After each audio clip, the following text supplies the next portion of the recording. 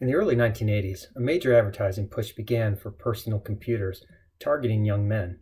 Since then, we have seen a steady decline of women participating in STEM careers, and in particular, software design and development. The acronym STEM relates to occupations in science, technology, engineering, and math fields. Currently, a great demand exists for software designers and developers, causing a notable supply gap for individuals with these necessary skills. With this in mind, it is difficult to understand why women are choosing to ignore these lucrative job opportunities. In 2015, the National Science Foundation indicated that women account for greater than 50% of working adults. However, less than 25% hold engineering jobs. There does not appear to be an improvement on the horizon, as the National Council of Women in Technology indicated that only 18% of computer science degree recipients in 2015 were women. A 2014 survey by recruiting agency Manpower Group indicated that 35% of the 38,000 companies surveyed stated they are having difficulties filling jobs in software design and development. This lack of women is causing issues in the software design and development industry regarding different workplace issues such as gender bias, lack of diversity, homogeneity of thought, a lack of role models and mentors, work-life balance, and women health issues. A recent Pew Research study found that 50% of females working in STEM indicate they have been victims of gender discrimination at work, and millennial women are still dealing with workplace issues their Generation X counterparts encountered when they were their age. This situation provides opportunities for millennial and Generation X women to work together to address this issue and to find ways to work together to change it. Two specific areas discussed in this talk relate to the importance of mentoring and being role models. Generation X represents individuals born between 1965 and 1980, and Millennial represents individuals born after 1980. According to Del Campo and Ibreri, Generation Xers are entrepreneurial, adaptable, and love to solve problems. They support global initiatives and value hardworking team contributions, while millennials favor driving change that has positive impact on the world. Together, these two groups can work together to drive systemic change in turning around this underrepresentation of women in STEM. My business, CQL Incorporated, is a digital agency and is comprised of professionals who hold either design or computer science degrees. In 2014, CQL had 2 women working for the company out of 26 employees. Today, CQL has 50 team members working for the business, with women representing 38% of our workforce. CQL has a strategic goal to be 50% women and 50% men by 2020. Later in this talk, I will discuss how CQL's female team members are involved in community efforts as role models and mentors. The focus of this talk is to identify how Generation X and millennial women can work together to promote interest in STEM careers for young women, and to assist them by being role models and providing mentorship activities. In addition, it is to discuss how Generation X women can be role models and mentors to those female millennial workers in their own workplaces, helping them to persist in their jobs. A lack of female representation in STEM affects the business industry as well, as organizations are dependent upon the technical and innovative solutions provided through technology. Schlenker in 2015 indicates that due to the need for competent STEM laborers globally, a reduction in the STEM labor force, or more importantly, an underrepresentation of females in the STEM labor force, affects the performance of global businesses and creates a potential economic crisis. In addition, a lack of women in STEM has a significant effect on the homogeneity of the software solutions created for businesses, meaning these solutions might lack a female perspective and therefore miss a segment of the population. In reviewing the nanotechnology environment, Savath and Grainyard in 2013 suggest that a more balanced team of men and women provides opportunities for different perspectives applied to the product, and therefore a better product. In reviewing the challenge for women in computing, you must seek out a root cause of why this non-interest exists.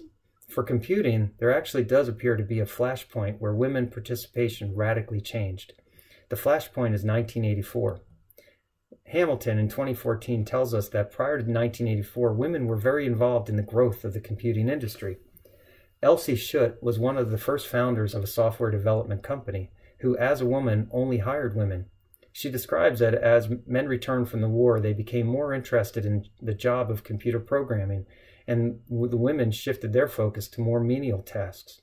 But the real change in female interest in computer programming came in 1984 with the release and home adoption of the personal computer that ultimately was influenced by advertising targeting young men.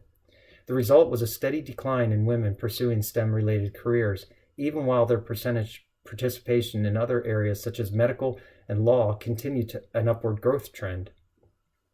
There exists an abundance of studies speculating why females choose not to pursue careers in STEM-related fields.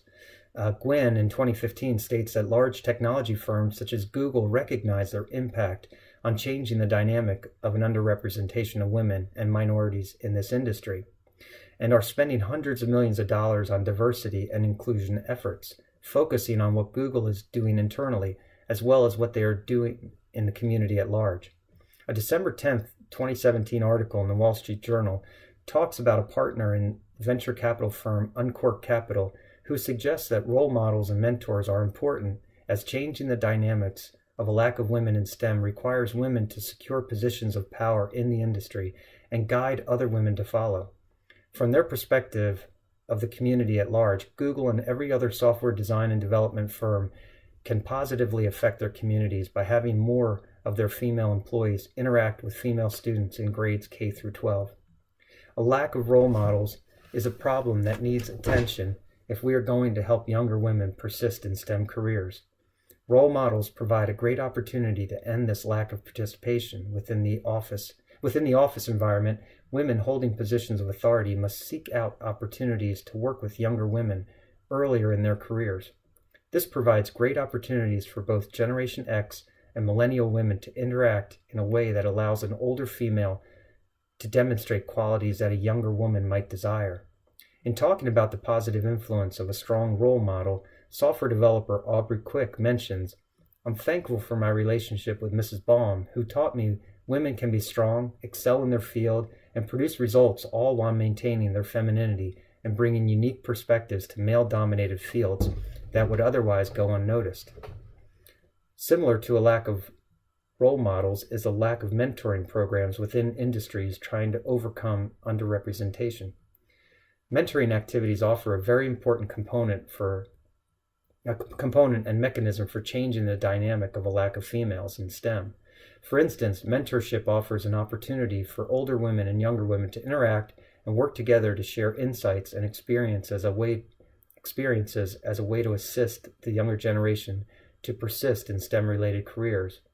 Gervais, Zepeda, and Gwathmey in 2005 indicate that structured mentoring programs offer an effective way of ensuring that a goal of reversing historical underrepresentation is achievable. Gandhi and Johnson in 2016 recommend that effective mentoring include conversations regarding the development of effective communication skills such as active listening, setting expectations, and providing effective feedback. Other areas of focus in an effective mentor-mentee relationship include topics such as professional development, diversity issues, professional ethics, and work-life balance. It is not enough to establish mentoring and role modeling within an organization as a way to help develop younger generations. Unconscious and implicit bias might affect expectations that different groups expect from these relationships. An organization must ensure that bias and stereotyping tendencies do not lead to negative results in these interactions. Software developer Larissa Field summarizes her feelings regarding this judgment, stating, "When I started in development, men either didn't take me seriously or put me on a pedestal because of my gender. I want people to recognize my accomplishments as a developer, not qualify it as being a good female developer." Software designers and developers are creating the technical engines that are driving the economy of the world. An underrepresentation of women in STEM means that these systems and applications represent homogeneity instead of heterogeneity. This means the solutions are most likely devoid of a diversity of thought. This is a significant problem as we move farther and farther into the development of autonomous vehicles, augmented reality solutions, and self-learning computers. In a May 5th, 2015 article in the USA Today, Nancy Lee, Google's VP of People Operations, indicates the tech industry really understands that the future of our industry means we have to be more inclusive. We are literally building products for the world. It can't be this homogeneous. There are opportunities available to us in classrooms and at the workplace to solve this problem. These include building relationships between Generation X and Millennial women through role modeling, mentoring, volunteer activities, and joint efforts with high schools and colleges to provide support as well as to influence positively the work culture. Ander in 2011 states that cross-generation interactions improve the culture through continuous growth, the strengthening of relationships, and access to knowledge that will translate to fresh perspectives millennials will bring to leadership roles as they mature in the organization. The female workers at my company have created a steering committee that will allow them to work together to provide recommendations to the company regarding how the business should address women's issues, all the while allowing the Generation Xers and Millennials on the steering committee to reach consensus on issues together. Another example of how CQL is using their female Generation X and Millennial team members to affect change regarding this underrepresentation is through their running STEM events in partnership with the Junior Achievement to reach young ladies in the 7th and 8th grades in Michigan. Each Junior Achievement Girls Dream Fair targets approximately 300 7th and 8th grade girls to introduce them to excellent careers in STEM. In addition, the event introduces these young girls to strong female role models and mentors. The event utilizes a mixture of 3 TED-like talks where the speaker shows a picture of themselves in 7th and 8th grade and then talks about their personal journey to where they are today. The young ladies in the audience hear about the speaker's personal journey in STEM and the barriers, biases, and support they have encountered along the way. The event intends to provide these young ladies with confidence and to build their self-esteem about what they can accomplish.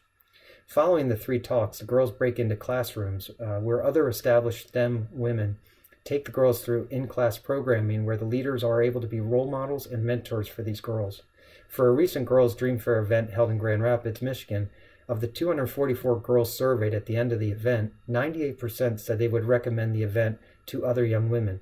92% said that because of the event, they were able to set personal goals for their future. And 84% of the attendees said that because of the event, they felt their self-confidence had been elevated. These are the types of outcomes available through concerted efforts at role modeling and mentoring by established women currently holding STEM-related jobs. Thank you.